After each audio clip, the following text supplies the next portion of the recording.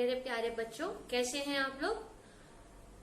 आज हम लोग जो टॉपिक स्टार्ट करेंगे दैट इज नेशनलिज्म। जब हम नेशनलिज्म बोलते हैं तो आता है वर्ड नेशन। नेशन मतलब राष्ट्र, और ये राष्ट्र होता क्या है, तो जहां आप रहते हैं ये आपका नेशन है। और ये हम लोग ने पहले चैप्टर में भी किया था। Nationalism means feeling of oneness. जब आप अपने भेदभाव छोड़ के ये समझते हैं कि हम सब एक हैं, दैट इज नेशनलिज्म। ये नेशनलिज्म कब डेवलप होता है, तो जनरली इंडिया पाकिस्तान का मैच हो तो नेशनलिज्म डेवलप हो जाता है, क्योंकि आप हिंदू हो, मुस्लिम हो, क्रिश्चियन हो, सिख हो, किसको सपोर्ट करते हैं? इंडिया को। इसी तरह आप बंगाली बोलते हैं, मराठी बोलते हैं, कन्नड़ बोलते हैं, फिर भी किसको सपोर्ट करते हैं? इंडिया को। ये जो फीलिंग ऑफ वननेस आती है, irrespective of your religion, of your cast, of your language और एनी अदर थिंग, इसको कहते हैं नेशनलिज्म। और जब ये नेशनलिज्म की फीलिंग आपके अंदर आती है तो उसको आप शो करते हैं। कैसे शो करते हैं? याद है, कई लोग अपने चेहरों पे स्टिकर्स बनवाते हैं, इंडिया का मैप, राइट। कुछ लोग प्ले कार्ड्स बनवाते हैं, कुछ लोग गाने गाते हैं। किससे गाने? देशभक्ति के गाने। ये सारी चीजें क्या है? नेशनलिज्म डिपिक्ट करती है। और कब आती है नेशनलिज्म की फीलिंग? सिर्फ मैच के टाइम? नहीं। याद है मिशन मंगल? मिशन मंगल में जितने लोग उसको बना रहे थे, उनके अंदर ये फीलिंग थी कि हमें देश के लिए कुछ करना है। कोई फर्क नहीं था कि कौन किस बैकग्राउंड से आ रहा था, किसी का फैमिली कैसा था, किसी के साथ घर में क्या हो रहा था, कौन से रीजन से आ रहा था, कोई फर्क नहीं पड़ता। सब मिलके एक काम कर रहे थे। किस लिए कर रहे थे? कि देश आगे बढ़ जाए। That is the feeling of nationalism. Even as viewers, जब हम लोग ने पिक्चर देखी और जब सैटेलाइट चली गई और उसका सिग्नल नहीं मिल रहा था, तो हम लोग भी डिप्रेस थे। क्या होगा, क्या होगा, क्या होगा? और जैसे ही मिला, खुश हो गए। क्यों खुश हो गए? पर्सनल गेन के लिए नहीं, इसलिए क्योंकि हमारा नेशन कुछ अचीव कर पाया। That feeling is also known as nationalism. So what is nationalism? When you have the feeling of oneness, irrespective of your caste, color, creed, sex or religion, that is the feeling of nationalism. Nationalism कैसे develop करते हैं, कैसे show करते हैं? तो you take oaths, वचन लेते हैं, हम ऐसा करेंगे, वैसा करेंगे, हम अपने प्रियम्बल को बोलते हैं, राइट। क्या करते हैं? We sing hymns या patriotic songs in praise of your nation। और क्या करते हैं? तो we use icons and symbols, दिखाने के लिए कि ये मेरा देश है। तो इसी तरह से इंडिया में भी नेशनलिज्म डेवलप हुआ। और उस वक्त जब इंडिया में नेशनलिज्म डेवलप हुआ, तो आपको पता है India was under British rule for 200 years।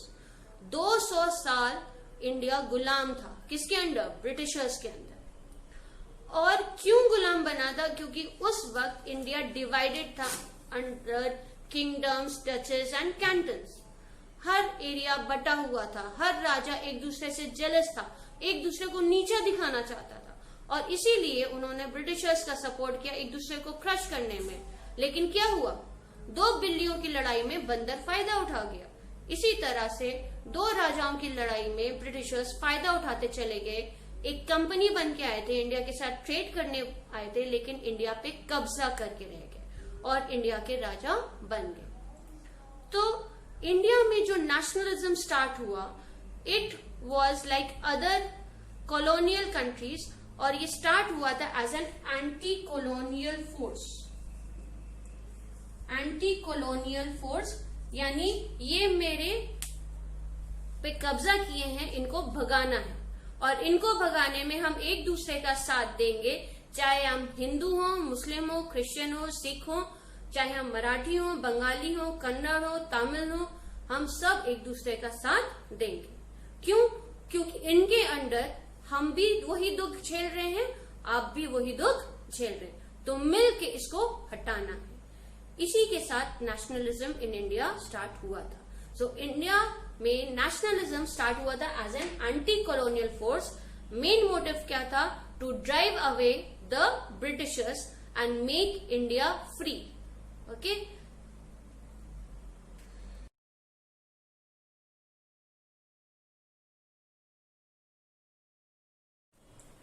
now when we have understood what is nationalism, we'll start with the chapter, and the first topic that comes up is First World War. The First World War was fought between 1914 to 1918 और आपने chapter 1 में पढ़ा है कि Balkan reason की वजह से ये वर्ल्ड वॉर हुआ था। तो 1914 टू 1918 फर्स्ट वर्ल्ड वॉर हुआ और इंडिया में नहीं हुआ, फिर भी उसका असर इंडिया में पड़ा। क्यों पड़ा? क्योंकि India was ruled by the Britishers and British was participating in the world war. क्या असर पड़ा? तो उसका ये असर पड़ा कि नंबर 1, एक new economic and political situation arise होने लगी। सेकेंड था कि जब लोग लड़ने जाने लगे तो उसपे खर्चा होता था, तो ब्रिटिश क्योंकि पार्टिसिपेट कर रही थी, उसका जो एक्सपेंडिचर है, डिफेंस एक्सपेंडिचर, वो इंक्रीज करने लगा। अब इस इंक्रीज एक्सपेंडिचर को पूरा करने के लिए क्या किया उसने? टैक्सेस बढ़ा दिए और उसकी वजह से जरूरी चीजों के प्राइसेस राइज करने लगे। यानी कॉमन इंडियंस अपनी जरूरत का सामान पूरा नहीं कर पा रहे थे। इस पे और क्या चाहिए? तो उनको लड़ने के लिए चाहिए थे सिपाही, दैट इज सोल्जर्स। ये सोल्जर्स कहां से लाते? तो they started with forced recruitment, that means people were forced to join the army and fight for the British nation in the World War. इसकी वजह से लोग उसको काफी रिजेंट करने लगे, क्योंकि जबरदस्ती आर्मीज में डाला जा रहा था ताकि वो ब्रिटिशर्स के लिए लड़ सके। देन इन सब के ऊपर क्रॉप फेलियर हो गया, जो क्रॉप्स लगाए थे वो फेल कर गए और खाने की चीजें कम हो गई, इससे फूड स्कैर्सिटी होने लगी। इस सब के ऊपर एक और प्रॉब्लम आ गई, एपिडेमिक। एपिडेमिक आप जानते हैं, pandemic is Covid. So this epidemic took place, जहां से काफी लोग बीमार पड़ने लगे, मरने लगे। आप जानते हैं एपिडेमिक क्या होता है? Spread of a deadly disease, जिससे लार्ज एरिया के लोग प्रभावित हो जाएं या जिनके हेल्थ इश्यूज हो जाए, बीमार हो जाए या मर जाए। तो इस तरह की एपिडेमिक होने लगी और आपको याद होगा उस वक्त कोई भी अच्छी हेल्थ केयर फैसिलिटीज नहीं थी जैसे अभी। तो काफी लोग उसकी वजह से मर गए। और कितने मर गए? तो according to the census of 1921, round about 12 to 13 million people perished because of this epidemic and this influenza. तो ये सारी चीजें हुई थी इंडिया में due to the first world war. Okay, do write down in your class work copies.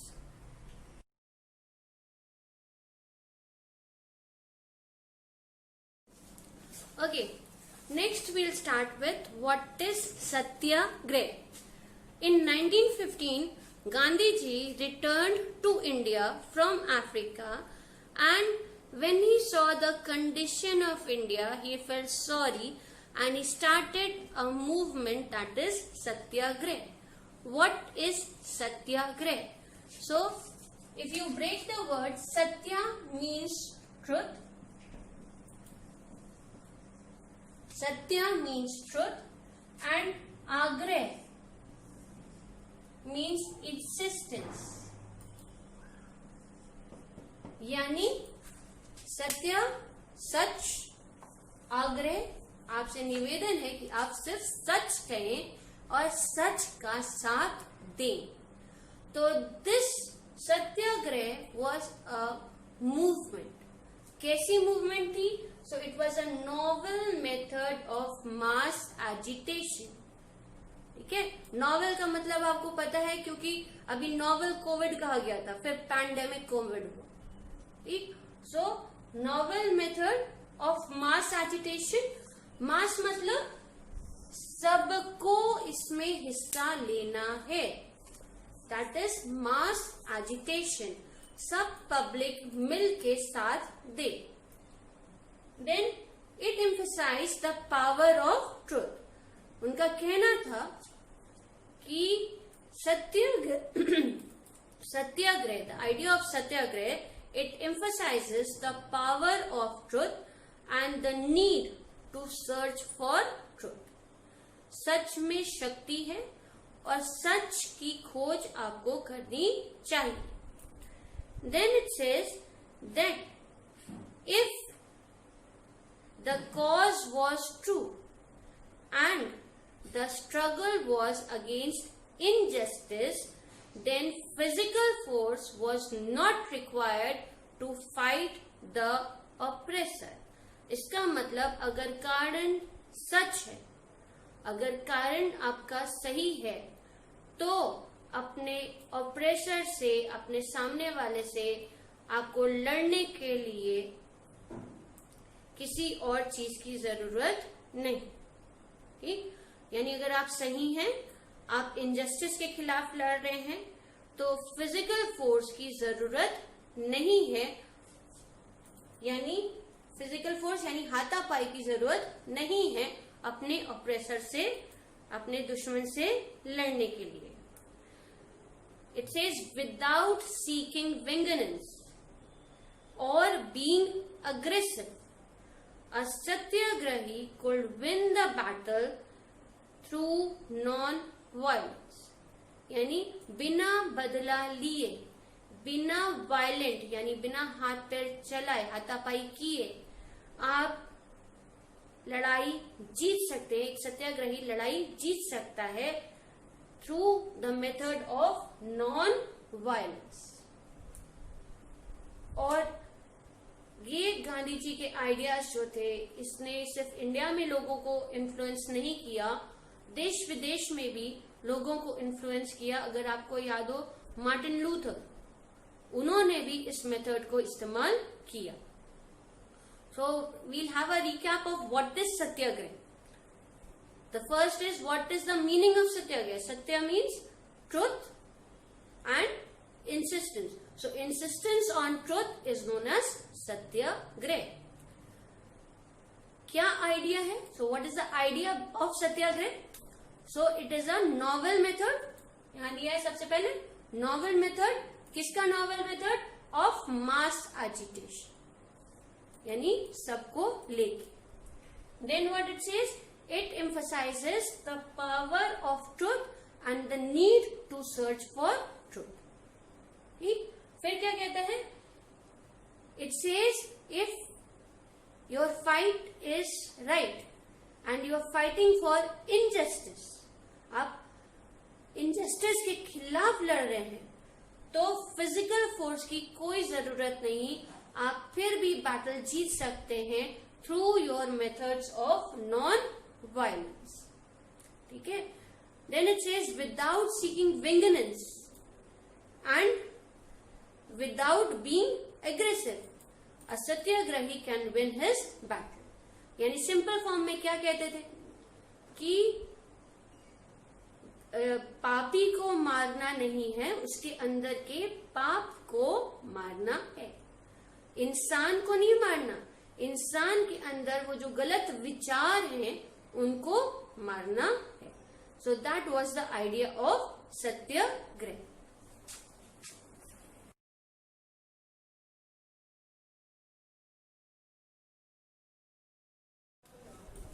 Now we come to features of Satyagrah. This is mentioned in the same page 55 but in box, that is source A. So what are the features of Satyagrah? It says it is passive resistance, यानी self control, अपने गुस्से पे control, अपने emotions पे control. So passive resistance which is the weapon of the weak. ये कमजोरी की निशानी नहीं है, उनकी ताकत की निशानी है कि आप बर्दाश्त कर रहे हैं और आप उनकी तरह गलत नहीं हो रहे. ठीक है. So passive resistance, having self control over your emotions and it is the weapon of the weak. उनकी प्रॉब्लम नहीं, उनका डीमेरिट नहीं, उनका स्ट्रॉन्ग पॉइंट. ठीक है. Second, it calls for intense activity. Intense activity मतलब तब तक करना है जबकि आपका ऑप्रेसर अपनी गलती मान नहीं लेता और पलट नहीं जाता. It calls for intense activity. ठीक है. Then it is not physical force. आपको थप्पड़ नहीं मारना, आपको घूसे नहीं मारना, आपको लड़ाई नहीं करना है. It is not using physical force. It does not cause pain on the adversary. अपने दुश्मन को किसी तरह की फिजिकल प्रॉब्लम नहीं देता है. ठीक. It is pure soul force, आत्मा का force, spiritual force. Because truth is the subsistence of the soul. क्योंकि आप अच्छे से जानते हैं, आप सच के साथ हैं और सच आपके मन में बसता है. Then non violence is supreme dharma. सबसे बड़ा धर्म क्या है? नॉन वायलेंस का साथ देना. अब ये सत्याग्रह आपने जनरली अपने घरों में देखा होगा. आप या आपका छोटा भाई बहन कभी देखा होगा, क्या करता है कि मम्मी खाना खिलाती है, उसको घस के काट लेता है या खाना फेंक देता है, कुछ इस तरह की बदमाशी करता है. मम्मी क्या करती है? कंट्रोल करती है. छोटे बच्चों को मार नहीं देती, कूट नहीं देती, उसको क्या करती है? अपने आप को कंट्रोल करती है. ठीक. फिर उसको सही सिखाने के लिए, उसको छोड़ नहीं देगी, उसको सही सिखाना है. सही सिखाने के लिए इंटेंस एक्टिविटी करेगी. या तो बात नहीं करेगी या चीजें छोड़ देगी कि करो तभी तुमको ये मिलेगा. तो it calls for intense activity. कब तक करती है काम? कब तक आपसे बात नहीं करती या कब तक चीजें छोड़ देती है? जब तक आपको आपकी गलती का एहसास ना हो जाए. फिजिकल फोर्स नहीं यूज करती.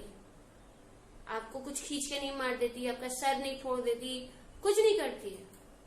तो आपको फिजिकल पेन नहीं देती, लेकिन कौन सा पेन देती है?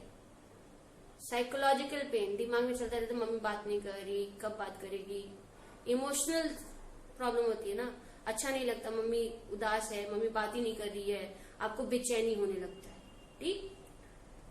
देन क्यों वो ऐसा करती है? क्योंकि उसको मालूम है कि सही क्या है और कैसे आपको सही सिखाना.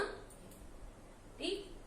और वो नॉन वायलेंस का साथ देती है because non-violence is the supreme dharma. So these are the features of Satyagraha.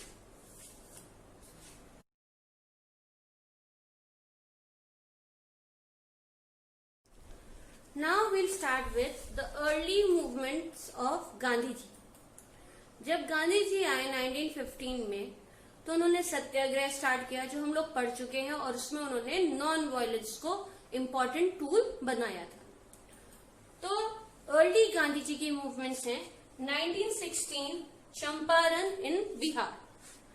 Champaran में इंडिगो प्लांटेशंस होते थे और ब्रिटिश फोर्स करता था इंडियन फार्मर्स को कि वो इंडिगो ग्रो करें. इंडिगो क्यों चाहिए? तो कपड़े को कलर करने के लिए, यानी डाई करने के लिए वो यूज किया जाता था.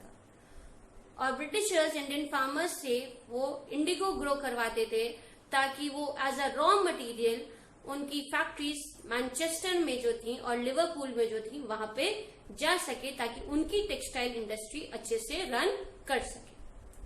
लेकिन जब यहाँ के फार्मर्स इंडिगो ग्रो करते थे तो उनको अच्छा पेमेंट नहीं मिलता था। साथ में अगर आप इंडिगो ग्रो कर रहे हैं तो आप कोई और क्रॉप्स ग्रो नहीं कर पाते थे। तो इंडियन फार्मर्स की प्रॉब्लम थी, एक तो उनको प्रॉपर पैसा नहीं मिल रहा था, प्लस उनको खाने की शॉर्टेजेस होने लगी थी। इसीलिए उन्होंने मदद मांगी गांधी जी से और गांधी जी वहां गए, सत्याग्रह अरेंज किया जब तक कि ब्रिटिशर्स ने ये प्लांटेशन पॉलिसीज चेंज ना करते। सेकंड है 1917 खेदा डिस्ट्रिक्ट ऑफ गुजरात। ये भी पीजेंट्स यानी स्मॉल फार्मर्स की प्रॉब्लम थी। वहां पे क्रॉप फेलियर हो गया था और प्लेग पड़ा था, और उसकी वजह से जो उनको रेवेन्यू गवर्नमेंट को देना पड़ता था दे नहीं पा रहे थे, जो आप लगान कहते हैं वो दे नहीं पा रहे थे। तो उन्होंने कहा था, उनकी मांग थी कि उनका रेवेन्यू माफ किया जाए और जो पिछला रेवेन्यू बाकी है उसको भी हटा दिया जाए। गांधी जी वहां भी गए, उनकी हेल्प की और ब्रिटिशर्स को फोर्स किया सत्याग्रह और नॉन वायलेंस की हेल्प से कि वो अपनी पॉलिसीज को चेंज कर दे। नेक्स्ट है 1918 अहमदाबाद मिल वर्कर्स। यहाँ मिल वर्कर्स को प्रॉब्लम थी कि उनको काम ज्यादा लिया जा रहा था, पेमेंट कम दिया जा रहा था। तो गांधी जी को उन्होंने इनवाइट किया कि वो उनके लिए लड़े ताकि ब्रिटिशर्स और जो इंडस्ट्रीज हैं वो उनको प्रॉपर पेमेंट्स देने लग जाए। So these are the 3 early movements of Gandhi ji. इसका शॉर्ट नोट भी है एंड रिमेम्बर इन सब का लोकेशन आपको ऑन मैप आना चाहिए, ठीक है। तो आज के लिए इतना, और नेक्स्ट में हम लोग कंटिन्यू करेंगे। तब तक अपने पूरे नोट्स प्रॉपरली तैयार कर लें with all the relevant points and on the map do mark Champaran in Bihar, Kheda district of Gujarat and Ahmedabad. Okay, stay tuned, have a nice day.